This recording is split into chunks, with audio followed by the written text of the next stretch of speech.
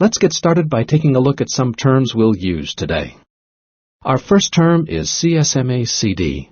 CSMA-CD is an acronym for Carrier Sense Multiple Access with Collision Detection, and it's the foundation of Ethernet's operation.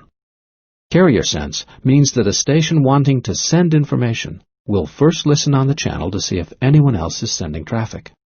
Multiple access means that more than one station has access to the network at one time. Collision detection means that if two or more stations start to simultaneously send data, the collision between their traffic is detected by both stations, allowing them to readjust and resend their traffic. The next term is half-duplex.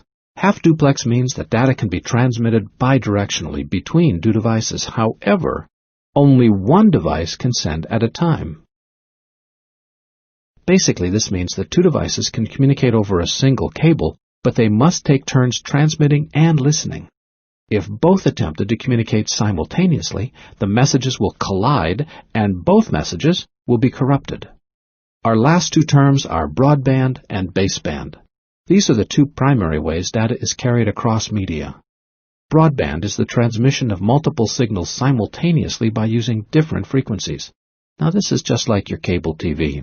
There is one cable to your house, but there are hundreds of possible channels to view.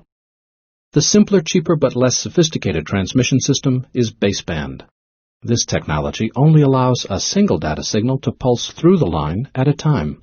This is like most people's phones. Only one call comes through at a time.